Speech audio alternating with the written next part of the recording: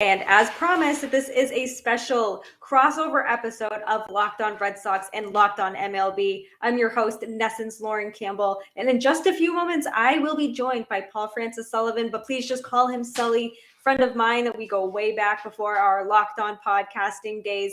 And we're going to talk a little bit of everything here. We're going to talk the Red Sox and the standings, a little bit of trade deadline chatter, and just kind of what to expect going forward in the second half of the MLB season. I can't believe we're already in the second half. Let's get into it.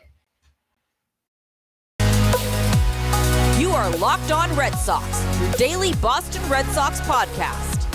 Part of the Locked On Podcast Network, your team every day.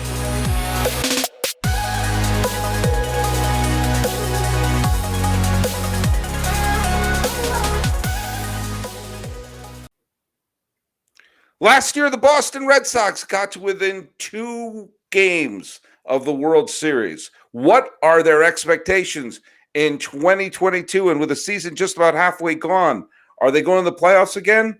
Probably. Should Red Sox fans expect anything to happen? Who knows? I know who knows. Lauren Campbell knows from Locked On Red Sox. We're doing a Locked On MLB, Locked On Red Sox crossover. Let's start it up. And hello, baseball fans, and welcome to the Locked On MLB, Locked On Red Sox crossover. These are the podcasts. One covers all of Major League Baseball, and the other covers the Boston Red Sox all year long as part of the Locked On Podcast Network, where it is your team every day.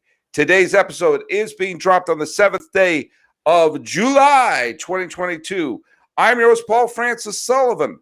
I'm a former television producer. I got an Emmy nomination for my trouble as a television producer. You've seen me on Curse of the Bambino and Reverse the Curse of the Bambino on HBO Sports. I've been podcasting since people said, what the heck is a podcast? And I've appeared in a bunch of other publications and other things like that. My guest is Lauren Campbell, who I've known for a very long time. In fact, we appeared on each other's podcasts before the Locked On Podcast Network swallowed us both up. Lauren Campbell, the host of Locked On Red Sox. Tell people a little bit about yourself. Yeah, I host the Locked On Red Sox podcast alongside my co-host Jake Monday through Friday. I've been podcasting now probably about 10 years, all Red Sox, Bruins, sports related.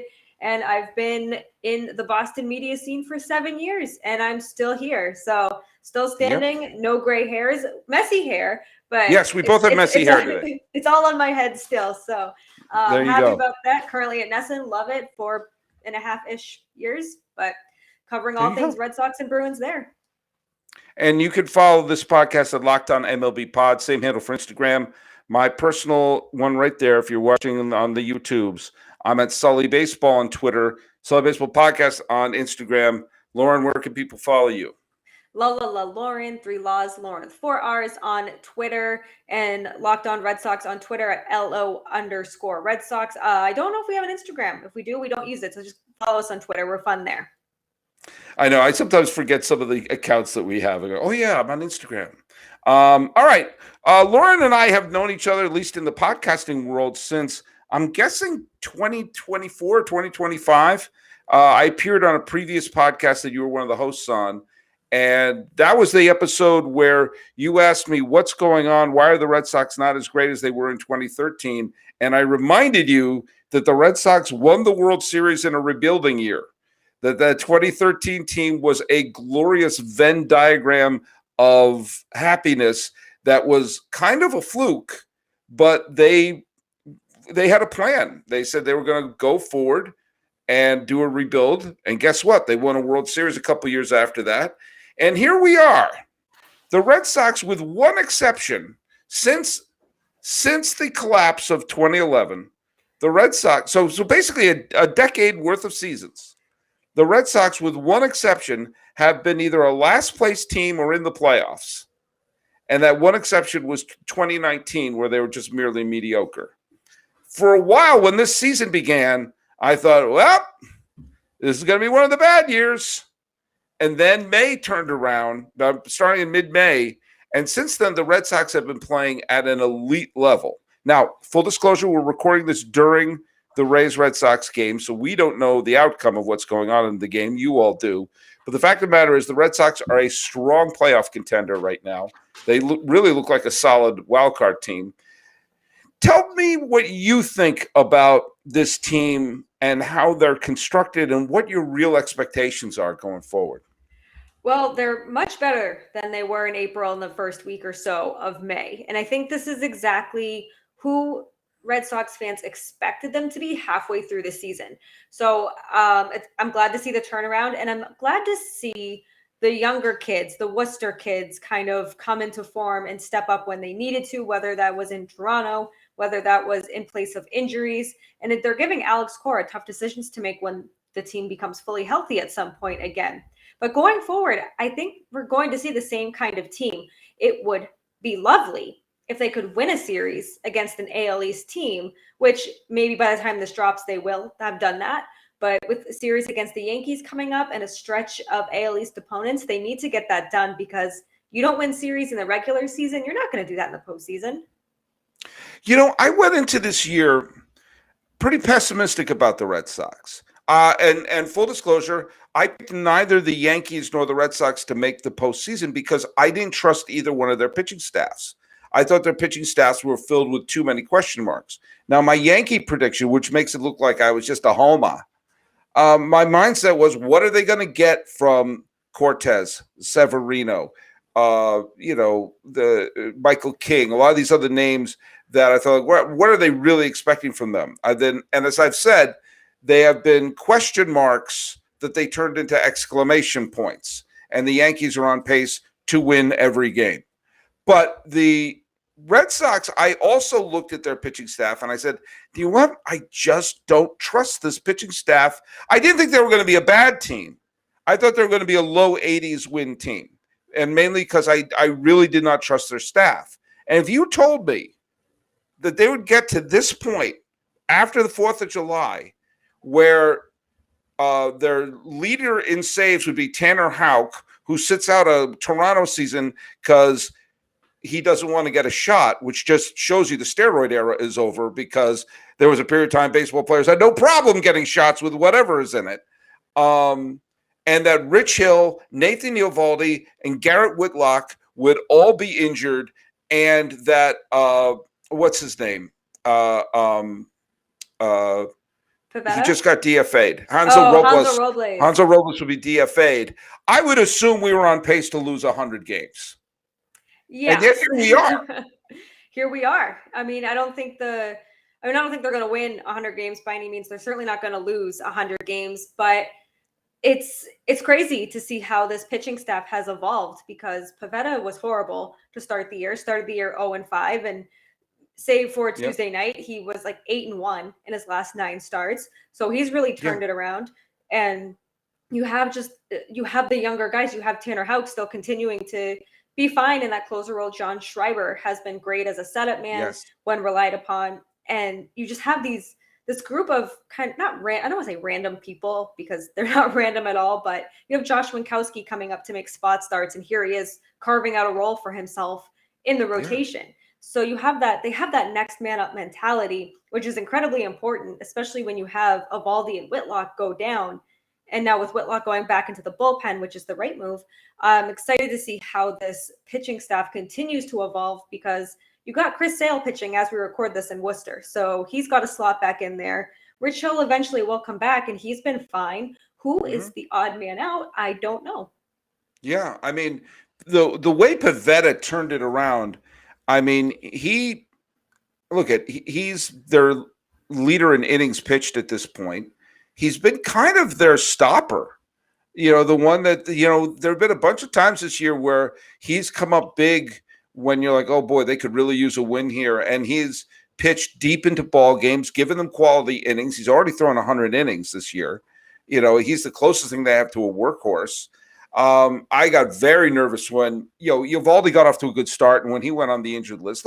I love Eovaldi. You and I, any Red Sox fan loves Eovaldi for everything he did in 2018, coming out of the bullpen, starting, I think he's still on the mound from Game 3 of the World Series. I don't think he's still up there chucking pitches.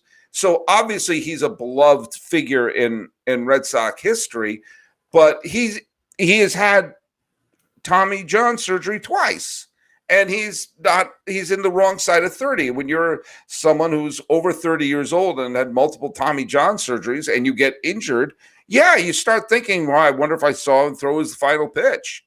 And you're right. The people, even someone like Cutter Crawford the other day, throwing a bunch of innings out of the bullpen, the shuttle from Worcester, and boy, if you thought it was hard adapting Cleveland Guardians, I'm still saying Pawtucket, after my whole life it being Pawtucket, I got to send them to Pawtucket. No. Worcester, Paul. Worcester, there's Sully. Matt Strom, held on for dear life in that game against Toronto. Sometimes they're pitching with, better than their talent, which when you see the injuries, sometimes that's how you keep a team like this together, especially when they're facing some tough injury times. And we saw this in 2021 as well, when they had the big COVID outbreak toward the end of the season. You had everyone stepping up. You had pretty much an entire Woo Sox squad in some of those games. And it was Jonathan Araruz coming up big. It was the Cutter Crawfords. It was those Connor Siebels. It was those type of names that were coming up when they saw this as an opportunity, because once the COVID outbreak hit, they're like, well, as soon as these players clear, I'm going back down to Worcester. So they were seizing that opportunity. And I feel like that's kind of what we're seeing now with the pitchers and the younger generation of baseball players, that they have this opportunity, they're seizing it, and they're like, we don't know when we're going to get this kind of opportunity again. I want to give Alex Cora a reason not to send me down. Maybe keep Kike Hernandez on the IL a little longer. Maybe stretch Eovaldi out a little longer on the IL so you can have him sharper in the postseason. Give Alex Cora those reasons to think about, who do I have to send down when the time comes? And you see some of these players, they know if they play well and they pitch well, they may get a chance to be on a postseason roster. And who knows? That could be the greatest memory of their career. And, knock on wood, that could be great memories and a ring that they could be shooting for. And if you want great memories and a ring, let me recommend to you BlueNile.com. Whether you're ready to pop the question or you're celebrating a milestone moment, find jewelry as unique as the one you love with the modern convenience of online shopping at BlueNile.com. Look at Blue Nile has simple online tools that lets you choose the diamond shape, size, and clarity, as well as the setting style. Blue Nile's bench jewelers will then handcraft the perfect engagement ring. Each ring is a one-of-a-kind. Make your moment sparkle with jewelry from BlueNile.com. And Locked On MLB listeners and Locked On Red Sox listeners, I'll make a deal with Locked On Red Sox listeners as well, can get $50 off of purchases of $500 or more. This podcast exclusive includes engagement rings, so use code Locked On. That's code Locked On. Plus, every order is insured, ships for free, and arrives in discreet packaging that won't give away what's inside. Shop stress-free and find your forever piece. Go to BlueNile.com today. Now, we're doing a crossover here. Lauren Campbell from Locked On Red Sox. I'm your pal Sully from Locked On MLB. I'm not going to pretend to be impartial here. I'm a native New Englander. You were questioning my Red Sox fandom. Turn on HBO. There I am. You work with NESN, right? Or you've been involved with NESN. Yep. I was on a documentary that appeared on NESN called Spaceman, A Baseball Odyssey, about Bill Lee, the former Red Sox great. Yep.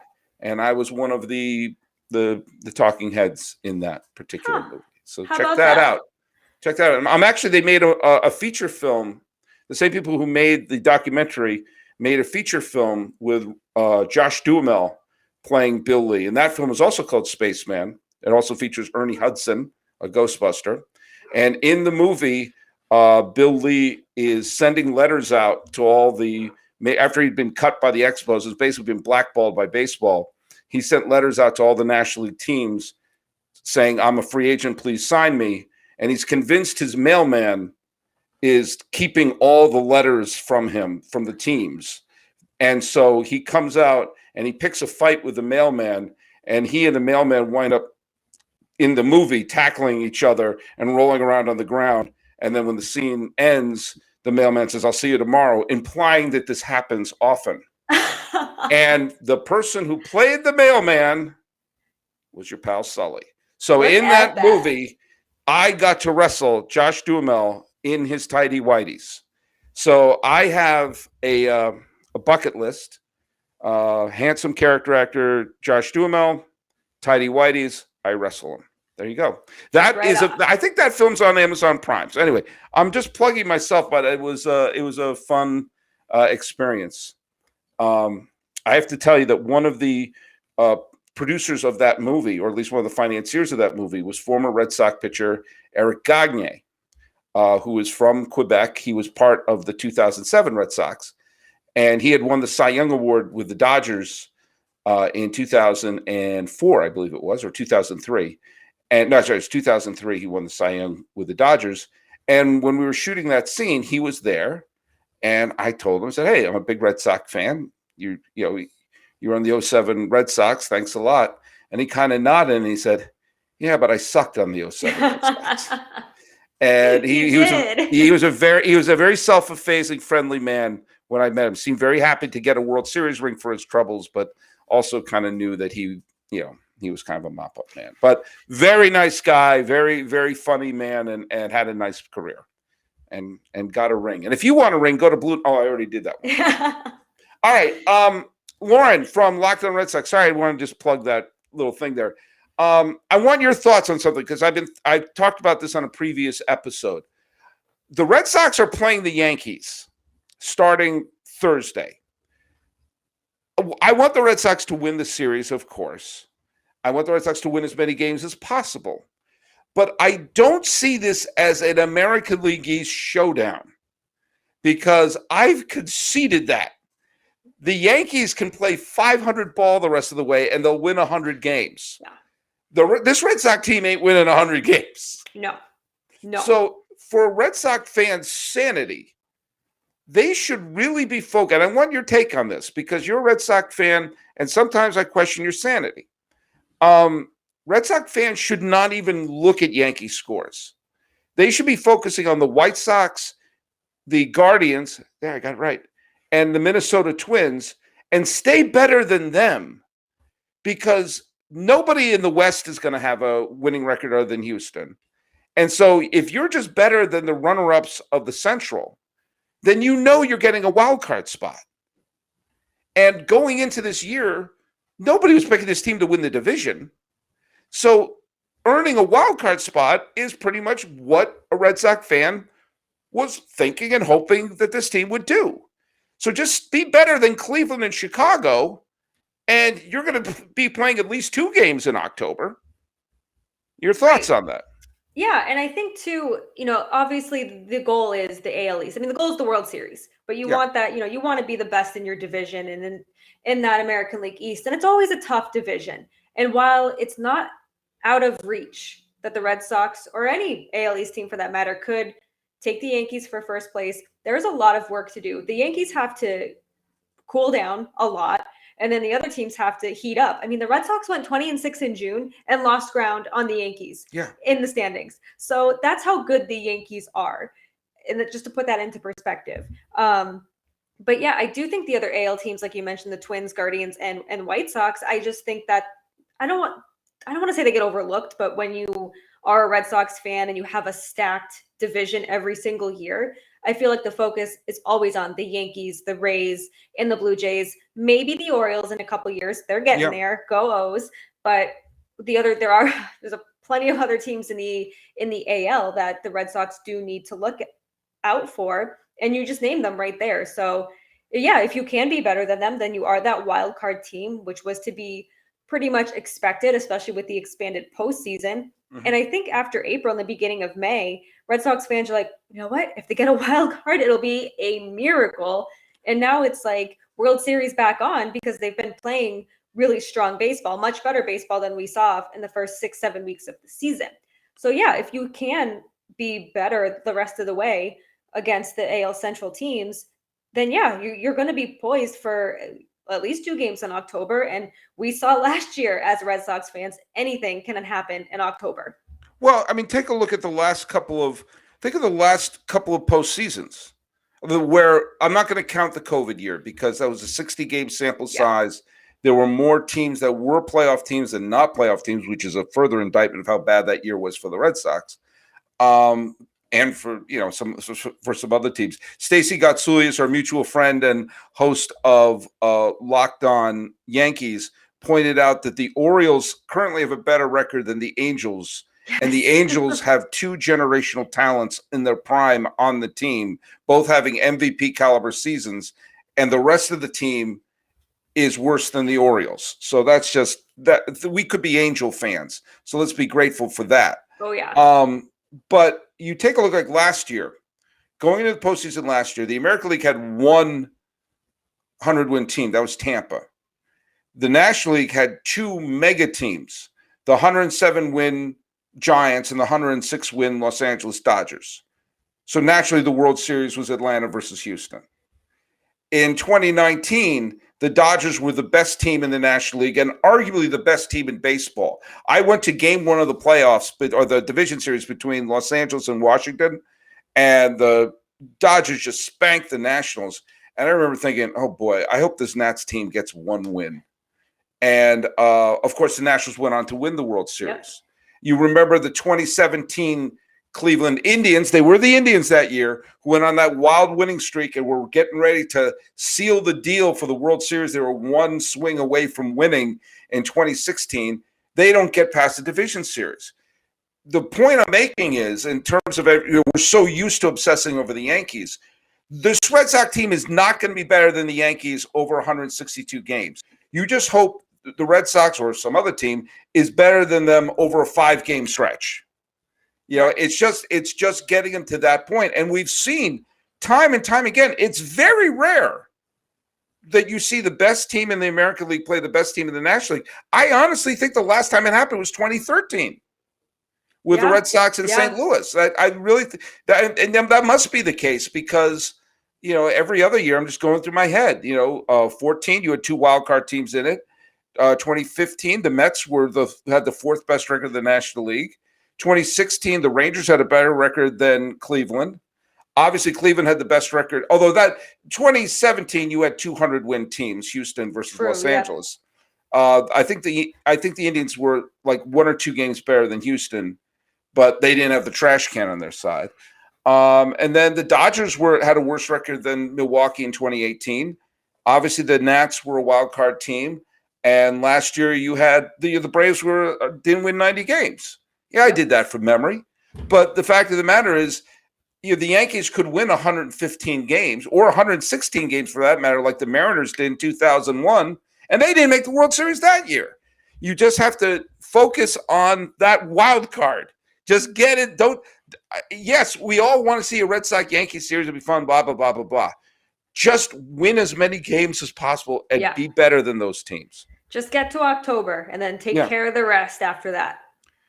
I think baseball is in a kind of a bad state in one way, however, because here we are, we're still technically in early July, and the American League is pretty much settled.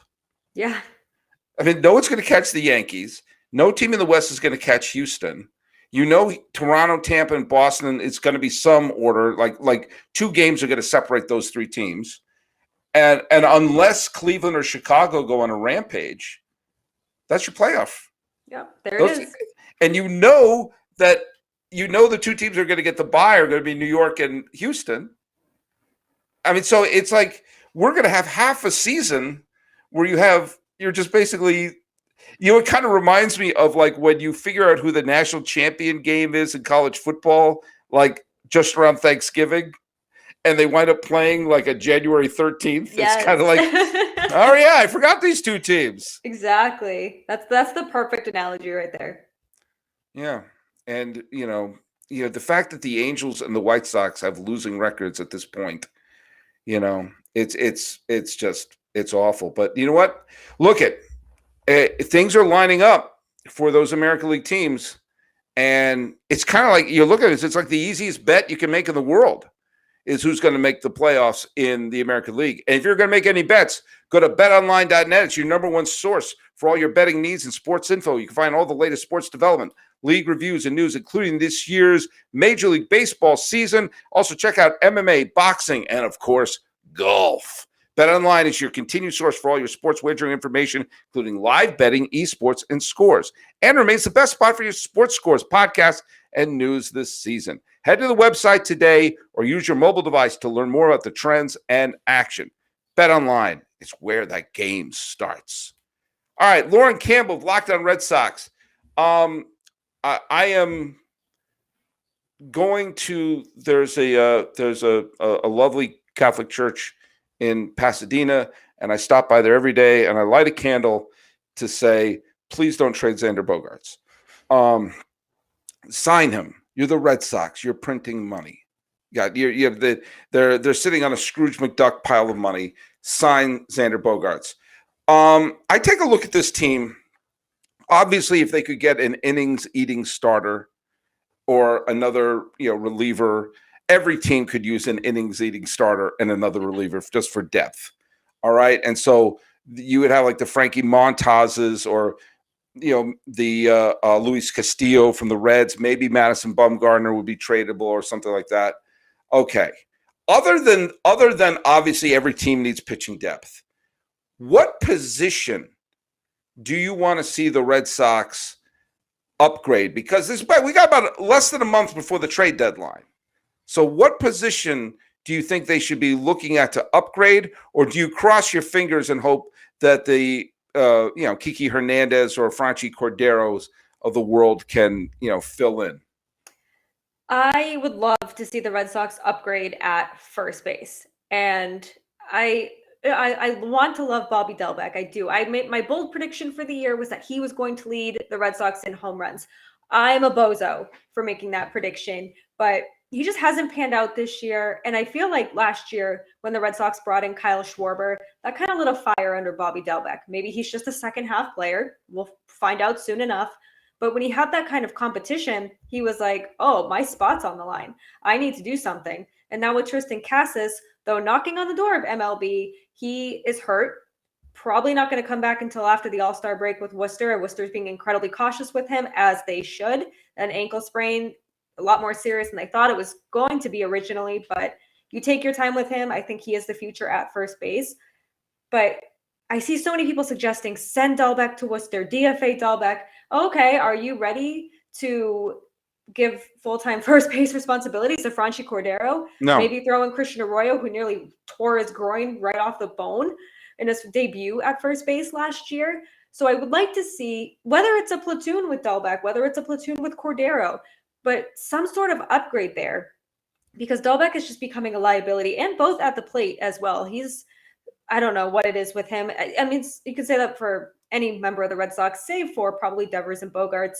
But first base, I think, when we're leaving out pitching, when we're completely leaving that out, I want to see first base, because I wish Delbeck panned out a lot better. He's still young, yes, but I think there's a big enough sample size there to know that we will need more than that. The Red Sox will need more than that going into the postseason, unless all of a sudden that fire is back like it was in the second half of 2021. I mean, there's probably going to be, like, Bell is probably going to be available from Washington, and Trey Mancini is probably going to be available from the Orioles. I think a trade, I think it will be a buyer's market for first baseman, because you're going to see so many teams. As we mentioned, there's so many teams that are already out of it, and it's not too much better in the National League. The National League's going to have a little bit more competition going there, especially, excuse me as I scratch my nose, especially because a couple of teams that people have been sleeping on are suddenly waking up, like the Phillies, and look out, the Marlins are on a rampage. The Marlins may be in a position where they can't trade away their veterans, because they may be climbing their way back into a postseason position, or at least contending for one. I mean, I'm a big fan of Trey Mancini as being a potential second half player. And also, I like it when you have a player who is just on a stagnant team, suddenly finding themselves playing meaningful games. You've seen time in and time out that would perk up a team and perk up a player's production. I'm a huge fan of Bell in Washington. I just think that he would cost too much, especially when you consider you could just put together cobble together a playoff situation with a platoon. I keep looking back to what Atlanta did last year when they lost their entire outfield. Yeah. And they wound up acquiring Soler, Peterson, and Rosario. And all of them became postseason heroes. And the lesson we learned from them making those deals, which, I've said this before, I guarantee you nobody was doing a deadline day recap, trade deadline recap. I guarantee you that week no one was saying the Braves won the trade deadline because they picked up Jock Peterson, Jorge Soler, and Rosario. But it turns out they picked up the NLCS MVP, which was Rosario, and the World Series MVP, who was Soler. Sometimes you just need to acquire a major leaguer. Yeah. And we saw, look what Steve Pearce did. Exactly. Or when you and I talked about that 13 team, they just put major leaguers at every position, and some of them happen to flourish and wake up and say, hey, this is fun. And so I don't think they need to make a blockbuster deal. I think they need to just make sure there's a competent player at every position. And I think they'll wind up – I think they're going to win 90, 91 games. I think that's what they're going to wind up doing. That's what I said originally, like before the season started. I said they're probably between 90 and 93 wins, and I still feel pretty good about that. But when you're in the AL East and maybe you don't have a competent first baseman, that's going to cause you problems. And it makes you wonder if I know Chaim Bloom has hinted at looking at relievers, which they desperately need. Yes. But when you have the position at first base kind of up in the air, and Tristan Casas certainly not going to be ready this year. And maybe that kind of hinders him a little bit coming up to MLB, but I don't know how much longer Red Sox fans can be patient with Delbeck, and I don't know how much longer the Red Sox can be too. When you were 2 wins away from the World Series last season, when you weren't even supposed to make the playoffs, and now you're close again, you're finally starting to heat up. You don't want your first baseman, this big hulky first baseman, to be the reason that you lose a game potentially, or do you want him in a big spot with the bases loaded and you just need 2 runs and there's 2 outs? Do you want him in that position? Probably not. So you need someone trusty, you need someone competent, and you need someone who's just kind of going to take over that position, keep it warm until Casas is here. Do you think I'm just spitballing right now because look, we know Verdugo is going to be Verdugo is in left field. Okay, I like what Duran is doing, except the whole not getting a COVID shot. What are we going to do if it's Red Sox Blue Jays in a wild card series? What are we not going to have players show up? Come on. Duran got vaccinated. Thank God. He got vaccinated. I don't know the timeline. It must have been while they were in Toronto, obviously, because he didn't go. But yeah, he said the deciding factor was watching his team on TV and not being able to contribute. And I guess that's what happens when you're a hot leadoff hitter and all of a sudden you can't go. So yeah, literally take one for the team. But do you think that maybe I'm just spitballing here for a little bit. If maybe they have JBJ, who obviously is there for his glove, not for his bat, Duran, and if you have Kiki Hernandez come back, could you slide him in at first? I mean, he's played the infield, and it'd probably be a heck of a lot easier to find a decent outfielder available than a difference-making first baseman. And maybe try to get a bit of outfield depth and say, Kiki, you played second. He's played all over the infield, all over the outfield.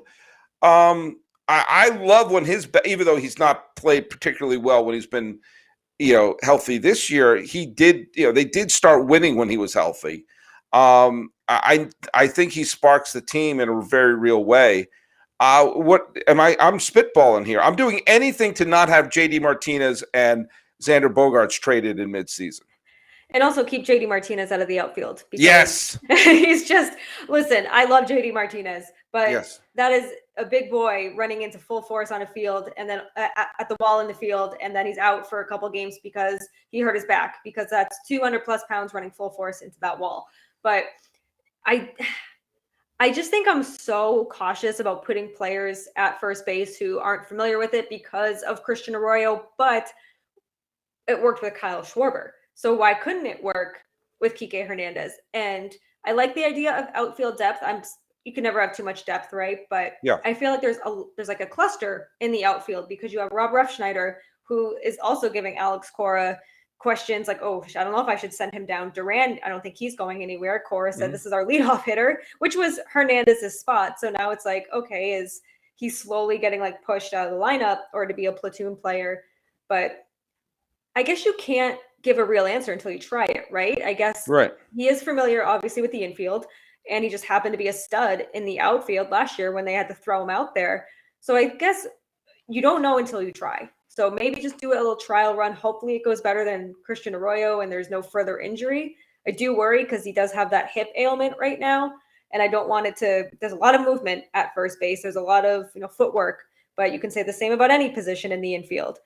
Right. So try it, sure. Why not? You have to try something, right? If you want to do something at first base, but I wouldn't rely on it. All right. Well, I think what they're going to wind up doing, I mean, this would be what I would do.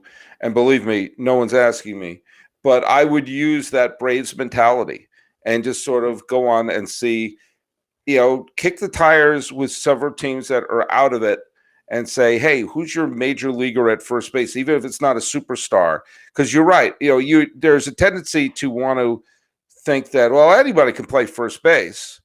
And I keep thinking of that great scene in Moneyball. It's really easy. And he said, tell him, Wash, it's incredibly hard. And to make someone learn a new position in mid-season is just ridiculous.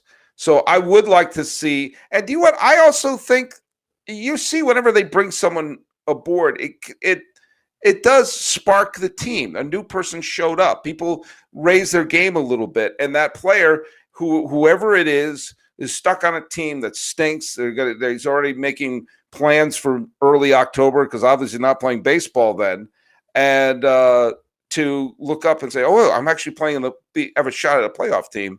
That you get a little burst of energy. Again, we've seen that. Obviously, Pierce is the biggest example in Red Sox history. I remember, we brought those examples up from last year's trade deadline. Marco Scutaro was floundering with the Colorado Rockies in 2012. And when the Giants acquired him in midseason, he became the NLCS MVP and drove in the World Series winning run against Detroit and became the emotional leader of the team. The guy wasn't even on the team in mid-July. Right. So sometimes that sort of, by the way, do you know who also was also late season acquisitions in Red Sox history? Dave Henderson with the 86 Red Sox and Dave Roberts with the 2004 Red Sox. Yep. Sometimes those late year pickups can be a big factor. Even last season, even though Jose Iglesias didn't play in the postseason, he was still in the dugout, just hyping up the team, and the players couldn't say enough about the energy he brought. And it was like he was going on that field every day, and he was just there, just kind of being the hype man. And that's when you have that energy, you're feeding off, because he probably would have given his left arm to play in last year's postseason, and maybe they would have won an extra game or two. But when you just have that spark and that little bit of energy, it goes a long way. And Schwarber, what Schwarber did for the team. We have to remember he wasn't on the team the whole year because he was one of the, when I think about their playoff run last year, he's one of the first faces that pops in my head. Yep. And you have to remember, he was picked up in mid-July. Yeah, the trade, I think it came after. I think it was trade deadline. Yeah, you're right. I couldn't completely remember. But yeah, so, look at this Red Sox team is outperforming what I thought. As I said, I thought they were a low 80 win team. I thought the Yankees were an 85 win team because, as I said, I didn't trust their pitching staff. That Yankee team has proven me wrong big time. Yeah, I think they've proven us all wrong. Oh, yeah, called completely. All of us talking about firing Cashman, firing Boone, all this, all of a sudden, that is a all-you-can-eat omelet buffet on my face. But doesn't guarantee a World Series, though. Right. But this Red Sox team, again, they're playing better than the sum of their parts, I think. And they're getting contributions better than the sum of their parts. And so I would not surprise me if I saw this team win 90 games. And that's enough to, there you go. At least they'd get to play in that newfangled wild card series.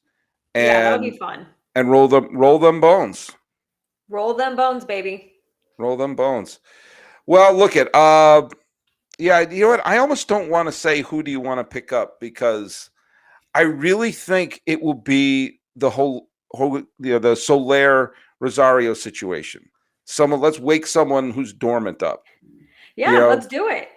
Yeah. It's worked in the past, and I think the Red Sox are set up for a lot of future success, probably starting next year. But let's give these Worcester kids a taste of what they could be in store for them for years to come. Like, let's not just start pumping the brakes here and don't take the foot off the gas just because you're kind of content with what's happening. You're playing beyond expectations. Go get that missing piece. Go get another ring. I would like another World Series ring. I know. Think about the poor kid who's only 4 years old and has never seen a Red Sox team win in their lifetime. Ugh, poor baby. Poor baby. Haven't they suffered enough? Think of the children. I went from appearing on HBO, basically saying, I just want to see it happen once in my lifetime, to now me saying, oh, let's rank them. Oh, I think that's the fourth best one. And then, So, wait, I know a gentleman never asked the lady their age, but how old were you in 2004? 15. So you remember it? Oh, yeah. Okay, good. I was in my 30s, and my wife was pregnant with twins. But my co-host was 4 when he told me that. I was like, I've already had, I'm a whole adult at that point. What do you mean you're 4? Yeah. I was about to become a father. I just was like, this is something I will never see in my lifetime. We should expect it every 4 or 5 years. Yeah, right? Exactly. And now that the Celtics have come so close to Banner 18, the Bruins are always in the playoffs. The Patriots, they will get back to the playoffs eventually. We just want postseason wins and we want championships. I'm with Robert Kraft here. I don't care about making the playoffs. I want wins in the playoffs. Boy, the Boston sports fan has really evolved into something I do not recognize. Especially, it's funny because I grew up there when the Celtics were the only team that could win. When I was growing up there, it was the Bird era, and the Red Sox obviously lost the '86 World Series when it was so close. The Patriots were irrelevant, save for that 1 year where they got clobbered by the Bears, and the Bruins were okay. They made the finals a couple of times, but they never were. They weren't that sort of perennial cup contender, right? And it was like, okay, there was a sense of foreboding disaster always looming. Yeah. And then now it's been a couple of years since there's been a Boston championship. Think about it. There was if you count those are the 4 teams. I'm sure there are other teams who can vote. If you count the 4 teams of the Red Sox, the Bruins, the Patriots, and the Celtics, boom, those 4 teams, between Larry Bird and company winning the '86 championship and the Patriots winning the Super Bowl in 2002, there was none, 0, and lots of false hope. Mo Vaughn and Nomar and Drew Bledsoe and Bork and Antoine Walker and Rick Pitino, all these people who were supposed to be bringing in Dan Duquette, all these people were brought in to supposedly bring forward the championships that didn't come. And then now it's like, oh man, it's been what since the Red Sox in 2018? Ooh boy, that's starting to get actually no, it's been the Patriots over the LA Rams in 2019. So, oh boy, it's been 3 whole years. And the Boston Pride, the women's hockey team here in Boston, just won their 3rd Isabel Cup championship and their 2nd in a row. They're the only team to have multiple championships. They won that last year. So it's probably been about 10 months total, but that's still a really long time. I know. Come on. It's been months. You've had to wait months. It's been 84 years. There you go. All right. Well, hey, Lauren Campbell, we're going to do this again. Red Sox fans, don't get obsessed with the Yankees this year. They've won the division. Just focus on punching the card to the postseason, which going into this year is what we all thought was the best case scenario for this team, was to be one of the wild card teams. So, just focus on winning series and staying ahead of Cleveland, Chicago, and Minnesota. And lo and behold, we will see postseason ball, at least for a few days, this October. Hey, my dear friend Lauren Campbell, where can people follow you? You can find me Twitter at Lauren, 3 Laws, Lauren with 4 R's, and the Locked On Red Sox Twitter account at LO_Red Sox. And you can follow us at Locked On MLB Pods on Twitter and on Instagram. I'm your pal Sully. I'm at Sully Baseball on Twitter, Sully Baseball Podcast on Instagram. Thanks so much for making Locked On MLB your first listen every day. Your second listen, make that Locked On Red Sox. Your third listen, make that Locked On MLB Prospects. Host Lindsey Crosby, friend of this podcast, is a prospect encyclopedia. He's going deep on the MLB stars of tomorrow, many of whom are playing in Worcester. It's free and available wherever you get podcasts. Trying to be calm and not unreasonable, which is not the way Boston fans usually are. With Lauren Campbell of Locked On Red Sox, this has been a Locked On Red Sox, Locked On MLB crossover for the 7th day of July, 2022. I'm your host, Paul Francis Sullivan. Please call me Sully.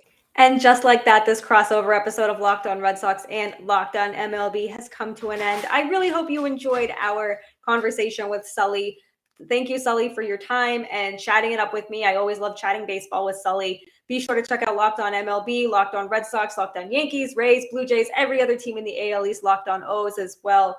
They all do a great job here. We love chatting baseball with you Monday through Friday, 24/7. And it's going to get even more baseball talk as the trade deadline approaches and as my dog continues to just kind of rummage around in the office. Please be sure to check back Friday. We are going to recap what will hopefully be a win against the Yankees, start the series against the Evil Empire, the heated rival. Let's start that off on a high note, shall we? I really hope so. So be sure to come back for that, and we will see you tomorrow. And as always, let's go Red Sox.